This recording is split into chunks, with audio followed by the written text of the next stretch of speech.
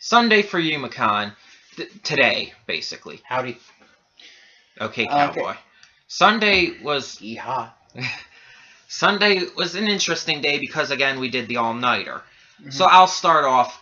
I mentioned I slept basically on a chair. There's these like little circular off sections in the Renaissance Center. They had some really comfortable chairs. Had these big comfortable ottomans made of the same. I think it was leather.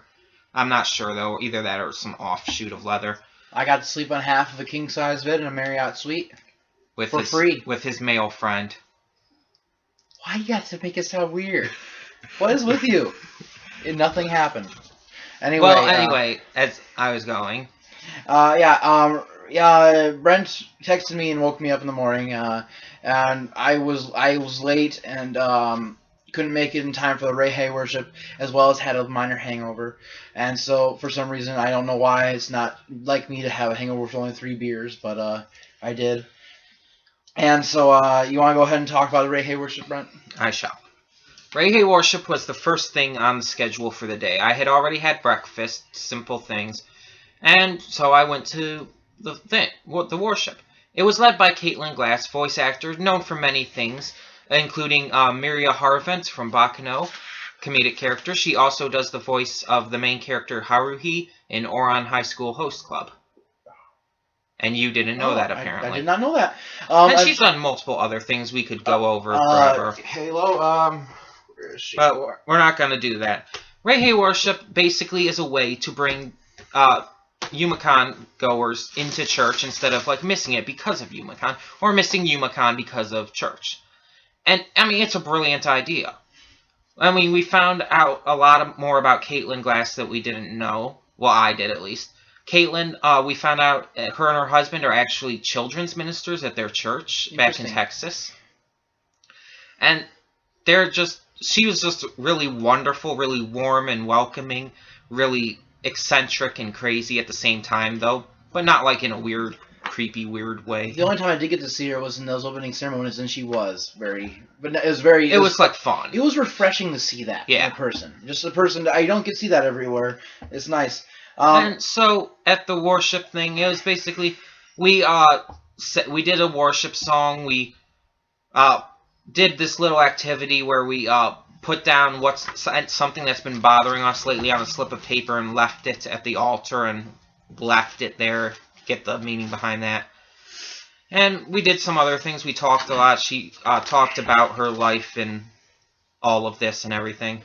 We also had praise reports where we mentioned different things in our lives that were happening that were good.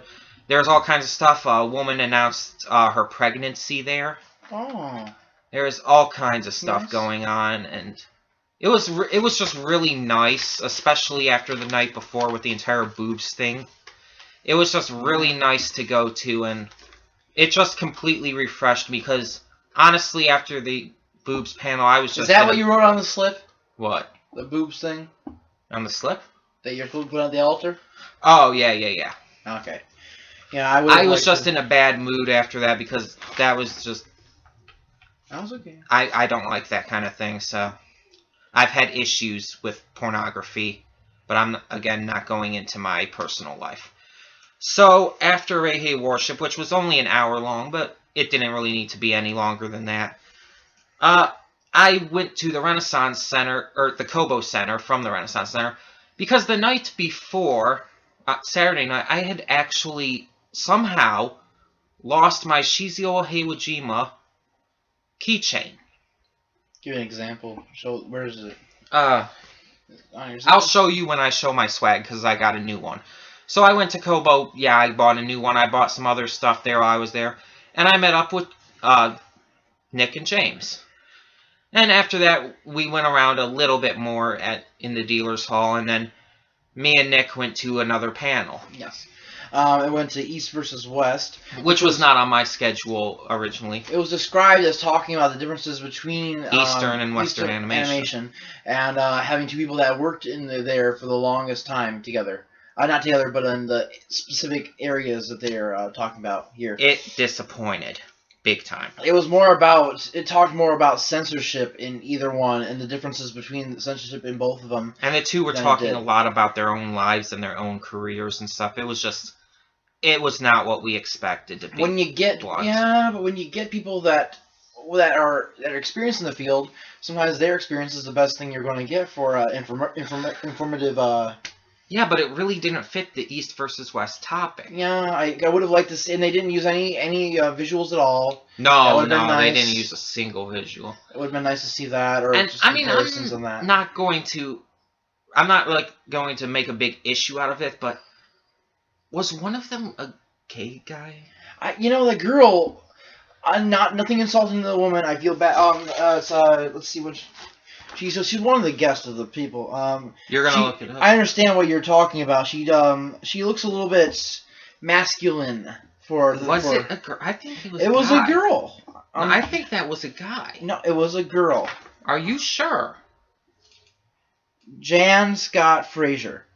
Jan, if you're watching this, which I really doubt you are, I'm very sorry for saying that. That you have more masculine features, but she's a woman. And she's Jan Scott Fraser. She does have very masculine features, though, and it confused me a little bit for first. I think the voice too. I'm I'm sorry too if you are watching this, Jan, and unlikely. I mean unlikely, but I mean absolutely no harm or foul by this. It just not at all. It just confused me a little, to say. But anyways, moving on.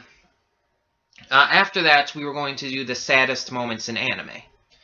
Yes. He did it, so I don't know what happened. I was really hungry, and if I had done it, I would have had no time to eat at all. So I chose to, instead, I needed to go get some lunch. And so I just chose to skip out on it. Plus, I was having sort of a good day already, and I really did not want to bum myself out. Oh my gosh. I'll talk about it. He'll talk about it when he gets to that. Anyways, so after that, I just spent a little more free time. Not too much. And then I went to go to the What the Buck 2 Electric Scootaloo panel. It's a My Little Pony based thing, but it's 18 plus. Think about that for a moment. My Little Pony 18 plus. You know what that equates to? It's something like a normal panel? I have no idea, but anyways, I mean, it ended up being canceled. It's the creepiest. You know what? Okay, I'm pretty sure that would have been creepier than anything. The 18 plus of that would have been creepier than anything you would have seen in any other eroge or boobs panel. You never know. They're ponies. You don't know what it was about. They're little girl toy things. That is not what a pony is. A pony is a breed of horse. It was basically a marketing. The whole thing was basically a marketing scam from the beginning. I'd say scheme more than scam. Sure. But anyways, after that, I had nothing else on the schedule, and we didn't want to do closing ceremonies, so we went home. And that was pretty much it. It was a very short, simple day. So Nick will go over his schedule for today now. Basically, the only thing that we didn't do together was what we leave behind, the saddest moments in anime, and yeah, it was sad. It was very difficult. Did it show Maze Hughes? It showed Maze Hughes. Yeah. Did it show anything from One Piece? No. I'm actually a little surprised because there are some very genuinely sad moments. But it had 4 things from Key Animation, which are the people that did Angel Beats. I never saw that personally, so. Well, anyone that's watching that has seen it, which is I have heard a lot of people who said that it does have its very sad moments, especially just the fact that it ends. A lot of people say that is just depressing. It's not. The ending itself is depressing, not the fact that it ends. No, I mean, they were saying that the fact that it ended was depressing. The ending is actually very nice and happy until the very last part of it, which is sad as hell. And also, the people that did that also did Clannad. I never saw Clannad or Clannad or however it's pronounced. The guy, he pronounced it Clan. Which the whole time, which bugged the hell out of me. But he did some of those from After Story, and I mean it was. Oh man, it's hard to cry in public for me. I didn't.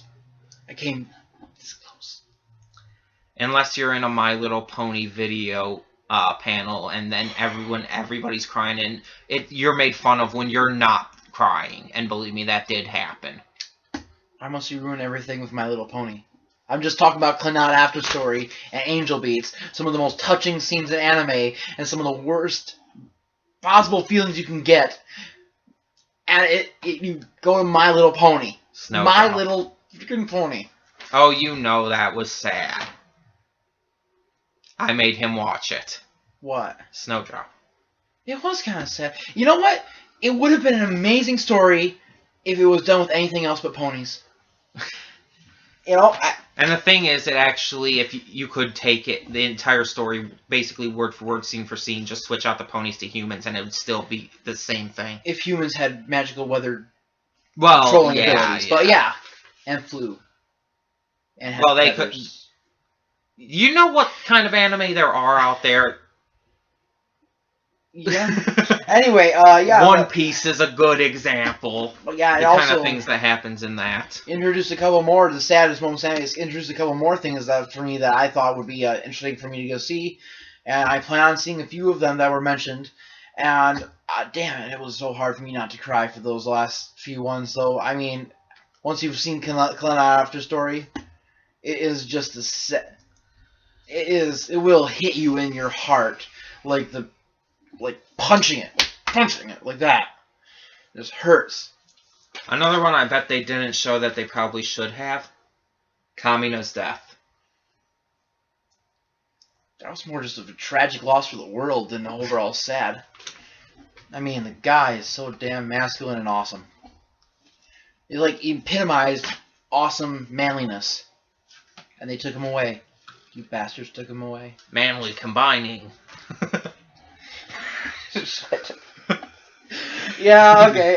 Next, let's, and then we, because I had the headache and everything, and also, because I really didn't feel like sitting through a long thing or a long line or anything like that, we did not go to, closing ceremonies, and since Brent's panel was canceled, we left early, and we came back here.